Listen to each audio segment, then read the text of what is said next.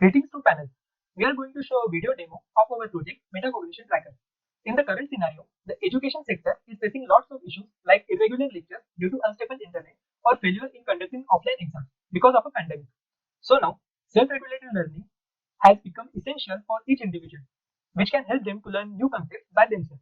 However, many students are still unable to learn on their own through self-regulated learning. But why is this happening? The reason is that not only students, but many academicians think that there are only two components of self-regulated learning, that are motivation and cognition. However, there is one more component of self-regulated learning, which is metacognition. Metacognition is an increasingly useful mechanism to enhance students' learning, both for immediate outcomes and for helping students to understand their own learning processes. It simply means thinking about thinking. Metacognition is a vast area in itself. It is categorized as metacognitive knowledge and metacognitive regulation. Metacognitive knowledge includes the learner's knowledge of their own cognitive abilities, while metacognitive regulation describes how learners monitor and control their cognitive processes. Currently, there does not exist any digital system which can assess the metacognition level of each individual. However, there exists metacognition assessment inventory, which is a generalized questionnaire developed by researchers, and it is widely accepted. However, the results from this questionnaire can be biased. So we propose a web-based solution that can assess the metacognition of students in the OOPS domain. For making the system generalized, it would require an extremely deep knowledge of all domains. Hence, to minimize the scope of our problem statement, we only focus on programming domain. Now, without taking much time, we would like to show you a demo of our website. So this is the homepage of our website, and there are 5 components on the homepage. The first component is nothing but it shows the basic introduction about what is metacognition, and there are 2 buttons. One of them is the login button and the another one is the no more button. If we click on no more button, then on the top there is a diagram, and this diagram contains the various components and subcomponents that comes under metacognition. So the metacognition has 2 components, metacognitive knowledge and metacognitive regulation. Also there are various subcomponents such as conditional knowledge, declarative knowledge, procedural knowledge, planning, monitoring, evaluating, revisiting.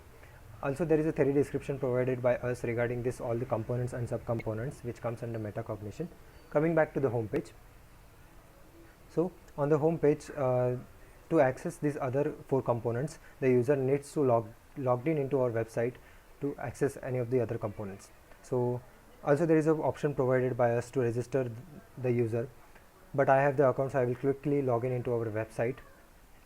Once I get logged in, the website becomes the full screen and I won't be able to access any other apps or the tech help from the Google while interacting our website. So by doing so, we will be only getting the legit data and we are eliminating the other useless data. So if also if I try to come out of the full screen mode by any means, I will get logged out of the system. Coming to the next component, the study room component. So in the study room page, we can see on the top left side that there is name of our project, Metacognition Tracker. On the top right side there are the menu bar options which are provided by us. So the study room is the current page. The activity page is nothing but it shows the quiz activity performed by the particular user. So this is the short description and the short details about the quiz activity, and this is the detailed information like the score, the topic and the date when it was attempted. Also we have provided sorting options for the quiz and the score. So this is the basic activity page provided by us. Also the next option is the contact us page. So this is the basic contact us page designed by us, from where the user can ask us the queries if they face any difficulties while interacting with the website. Coming back to the study room page.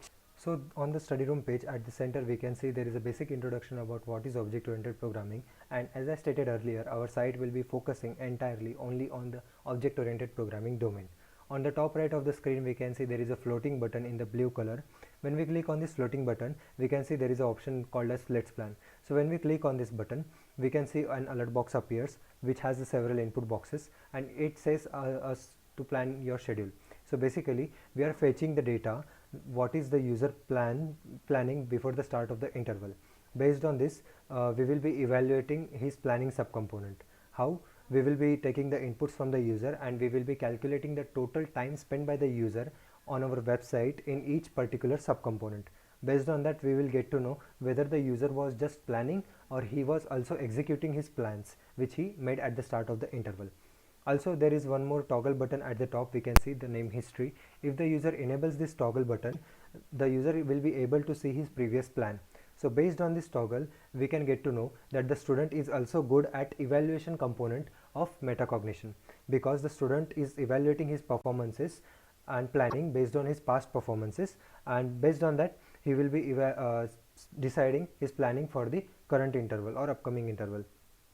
So this is how we are going to evaluate the planning and evaluation component of the metacognition of the particular student. This was all about the planning part in our website. So on the study room page, on the left hand side we can see that there is a small half circle button. If you click on that button, the sidebar appears, and this sidebar contains the list of topics that comes under object oriented programming.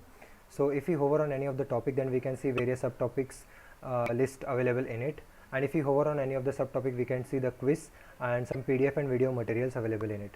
So if we click on any of the materials, the resource materials, this is how the PDF will look like, and we have provided some features, some basic features such as the next button, previous page button, the zoom in button, reset zoom button, and the rotate page button. Also, the user can directly jump to any of the page if they wants to. Now the content of this PDF has been taken from the top 5 sites from the Google and has been formatted by us as per our convenience.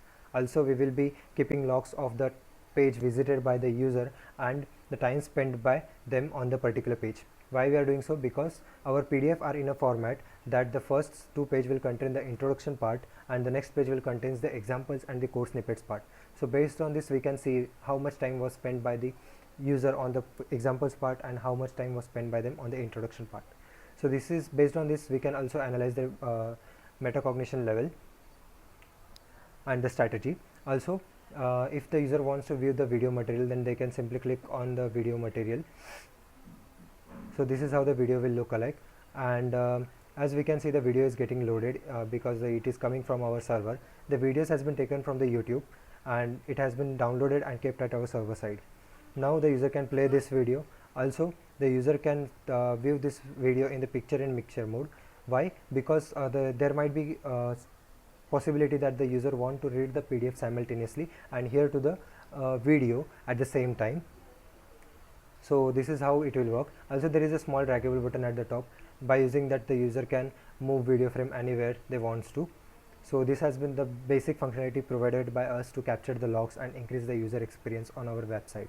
And this is how the resources will look alike. So now if the student wants to attempt any of the quiz, then they can simply click on any of the subtopic quiz they wants to attempt.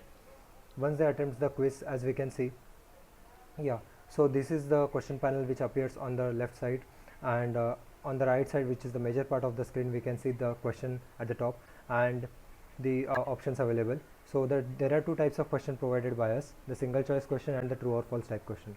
So the user can answer to this question by simply clicking on them, and the user can jump to the next or previous question from the buttons provided by us, or they can directly jump to any of the questions if they wants to.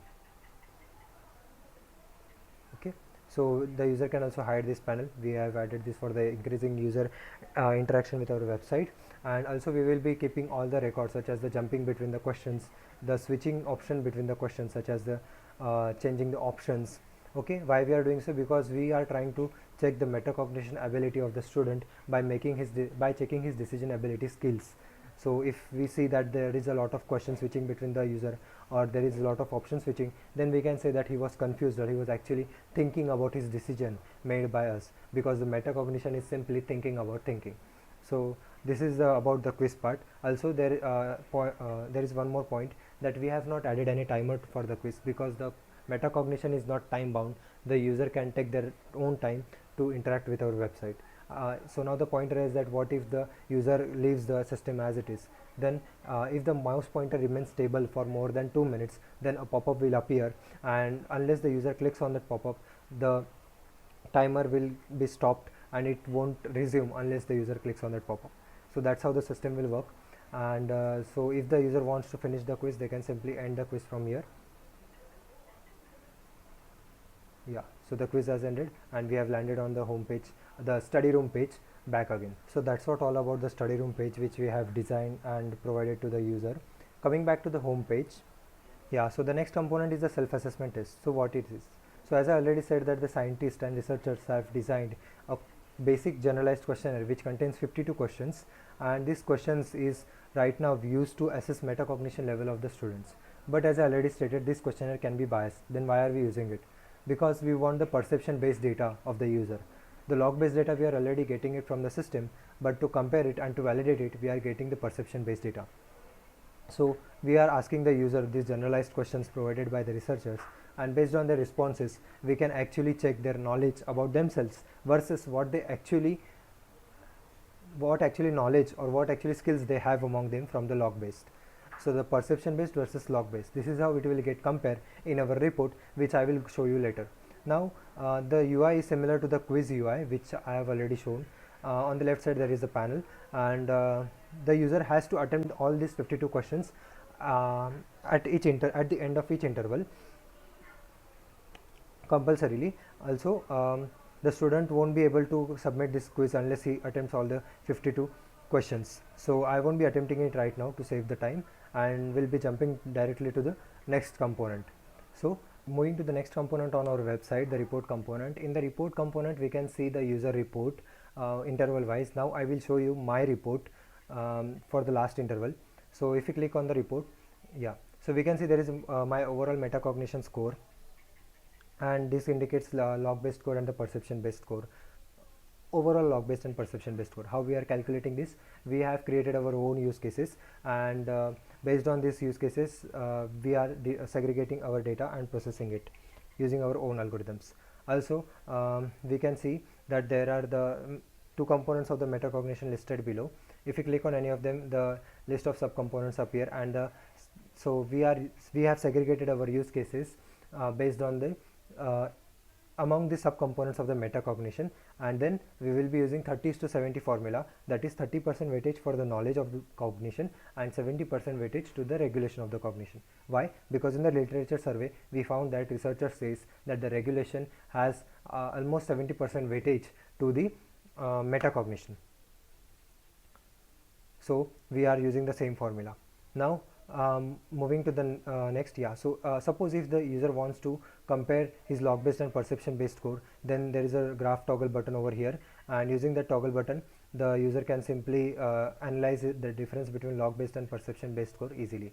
Moving to the next tab, time spent. So basically here we will be showing the time spent by the user on each of the topics, and we have also provided a customized feature that if the user wants to view only comparison between specific topics, then they can eliminate the other topics by simply clicking on them in the legends.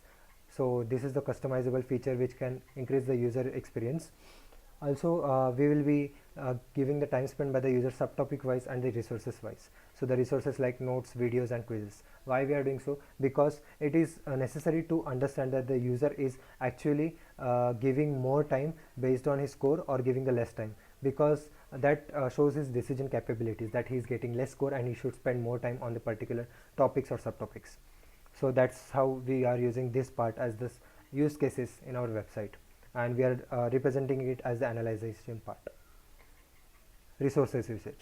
So as we can see, this is a line graph, and what it indicates is it indicates the pattern accessed by the user to on the various subtopics. So basically, as we can see, the black line indicates the current pattern and the red line indicates the previous pattern for the last interval.